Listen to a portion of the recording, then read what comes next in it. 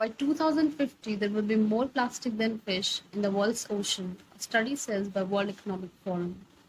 Hi everyone, welcome back to Civil Education. I'm here back with a new video. Yes, that's true. इस दुनिया में 380 million ton से ज़्यादा plastic हम एक साल में प्रोड्यूस करते हैं और इसका रेट कॉन्टिन्यूसली इंक्रीज हो रहा है. If you see the graph, this success has led to the generation of a vast quantity of plastic waste over past 60 years, as shown in the graph. With success of the plastic which we have produced, the invention of the plastic, the innovation which we have seen in the plastic uh, for century, or you can say for decades. But why are we saying it an innovation? Because it has changed the world actually. The human life is really connected with plastic, and now we feel that without plastic, human life is really struggling. Let's understand why. Because हम लोग हमेशा सुनते हैं plastic हमें कम use करना चाहिए. But if we know this, then why are we still producing the plastic? Let's see. The innovation of plastic is basically revolution actually. Plastic success is largely due to the fact that it is cheap and light. It's really cheap and light. बहुत ही सस्ता है. It has, the biggest part is it has changed the food industry completely. Storage, the packaging industry has been changed. We eat a lot of things, chips, biscuits in our daily life, and that's one part which we see that without plastic, we sometimes think that how will we survive if there is no plastic. So it has completely changed the packaging industry. The next part comes, it is saving, it is helping the lives and health sector, and yes, we have seen there also plastic has improved the life of health sector. And it is also facilitating the manufacture of wind turbines and solar panel. And it's not only, there are many such changes which plastic has brought in human life. But have you ever thought that the plastic which human being is producing, where this plastic is going ultimately? Because this is non-biodegradable. That means it cannot be destroyed easily. If it is destroyed, it's going to produce pollution, carbon dioxide, and many gases. It just looks a fact, but it's true. But let's understand that where this plastic is going ultimately. This plastic takes the turn to the drains which we have in our local streets, and it ultimately leads to the ocean. And these all factors are connected. First of all, rainwater and wind carry the plastic waste into stream and rivers and through drains. And this is also connected with human behavior, because human behavior is letting a lot of things which is ultimately affecting environment. And due to the waste which we are producing, without if we don't dispose that waste properly, again it is going to affect ultimately the ocean and ocean life. So the littering part and also the carelessness and improper waste disposal by the authorities also is contributing to this, to reach the ocean. Illegal dumping is becoming nowadays very much successful to reach this plastic to the ocean, and this is greatly surging the plastic in our seas. And these are the factors which are reaching this plastic to the ocean. But do you know the plastic which we produce, which is counted 380 million tons each year, which we are producing, the complete plastic is not going into the ocean. It's only the 10 millions of tons plastic which enter the ocean every year. But do you know the complete 10 million plastic we cannot see in the ocean, because the part which is floating on the surface of the ocean, that is just 0.3 million tons of plastic. It is estimated by scientists. But if only 0.3 million ton plastic is visible or floating on the ocean surface, then where the rest of the plastic is going? Yes, this plastic is basically reaching to garbage patches. What are garbage patches? Actually, we already know that there are large pieces of plastics like bottles, and these all kind of plastics float on the sea surface for years. These kinds of big materials, the plastics which cannot be broken down easily, these keep floating for a long time in the oceans. Ultimately, because of winds, currents, and waves, these keep traveling, and with the journey of the several years, these all are brought down to the center of the ocean basins. And these can be circulated in at one center at one point, and this can be accumulated in 1,000 kilometer wide circulating system, and these systems are known as gyres. These gyres are called garbage patches. These these resemble like a kind of a island of trash which is just full of plastics. So a few amount of the plastic is reaching out to these gyres, which are garbage patches. Now this is the journey of the big plastic, but what happens with the microplastic? Actually, the microplastic is the when very small plastic fragments reach the ocean, and it is not only that these are reaching to the ocean. The bigger plastic are also broken by by some point of time over some days or some weeks into the even smaller pieces, and it happens due to the turbulence from breaking waves and ultraviolet radiations from the sun.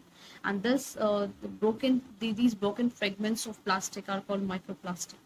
These can be ranged from 5 millimeters to very small bacteria also, and then this microplastic is eaten by fish, and even it is eaten by the zooplankton also, which is microscopic animal that floats on the surface of the ocean. And ultimately, this zooplankton is eaten by large animals. Even it is also eaten by whales, and that's how the plastic is consumed by the animals. We hear a lot of news about it. And this microplastic actually is going down to the base of the oceans by the process of biofouling. These actually what happens on the tiny surface of the microplastic, microorganisms start growing, and by the process of biofouling, it starts sinking. And the best example can be seen, especially the muddy rivers like Mississippi or the Amazon. It contains clays that settle rapidly when they come into contact with the salty ocean water, and we are not aware of it, that in how much amount this biofouling is happening. But yes, it is carrying down uh, by the settling clay, this microplastic, and it ultimately is going at the bottom of the oceans. And this is how a small part is floating on the surface, and a small part of the plastic, which is microplastic, is going at the bottom of the ocean. But the journey does not end here. This plastic is making its home ultimately to Arctic and Antarctic Ocean also, where the human life is uneasy. But still, we are able to find the plastic there because of the viscosity of the sea, the ocean water. Viscosity is basically the thickness of the water, and because of this only, the waves are able to push the spherical part of plastics easily, or you can say the plastic also, which the plastic which is of more than 1 milliliter. This viscosity is able to push this plastic at a far place, and it is able to give it extra push. And this means that the larger plastic are carried out to sea much faster than the tiny microplastic, making them less likely to settle in parts of ocean where more marine life is found around coast. After getting to know that where this complete plastic is going, we should also know that what actions are there which government is taking for it. Are we really taking actions for it or not, and what we are doing for it? So let's understand this too. There has been one report which names single-use plastic a roadmap for sustainability by UN. It has compiled the list of what what some countries are doing to reduce this plastic pollution. And the report says that many other European countries have introduced a levy on plastic bags, while China, Kenya, and Morocco have implemented a ban on thin plastic. And reports also says that there are countries like Bangladesh and Cameroon, but they have introduced the ban on plastic, but they have not followed the appropriate enforcement of it. And this can lead to a rise in black market of the bags, or the use of thicker plastic bags which are not covered by the bans. And if this keeps going on, the thicker plastic use in the market, it can end up causing even more damage to the environment. Measures are many actually to reduce this plastic pollution, but the thing is, this is an environment issue, and we all need to take the measure together for it, the complete world. Many companies have many states, many countries have rules for it, but there is no implementation over it, and it may lead to no change in the plastic pollution reduction. And thus, the head of UN Environment says, Eric Solomon, that plastic is not the problem, it's what we do with it. And what we do with it is going to increase the destruction, especially in ocean life. So what government is doing, it needs to follow it, but what you can do as an individual. Let's take some measures, some steps what we can follow as an individual. The first point is we can reduce our use of single-use plastic. There is the group of plastic which we use just once, and that is called single-use plastic. For example, straw, plastic bags, coffee stirrers, soda and water bottles, food packaging items. These single-use plastics can be avoided to be used by us. Second, we can help recycling the plastic. We do not have such machines, but we can contribute to it by providing the plastic to such think tanks who are collecting these plastics and working to recycle it. Next, we can participate in a beach or a river cleanup. That's possible if we live at such area. Next, we can support such bans. Even nowadays, online also a lot of hashtags are going on. We can support such bans. This is the very easy process to be done by us. We can also avoid some products which contain microbeads. Especially, there are many cosmetic products which include microbeads. If we are concerned about it, we can avoid using such products. And yes, spread the word. And that means that we can make the people aware in our surroundings, our friend circle, our family, neighbors, and so on.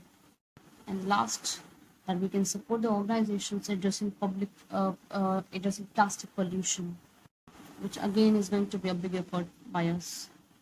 Following these steps, only we can contribute to saving our environment and especially ocean life, which is forced to get choked by this plastic waving in the ocean. And at last, yes, I would say there's no invention which is bad for the world, but yes, the use of it makes it bad.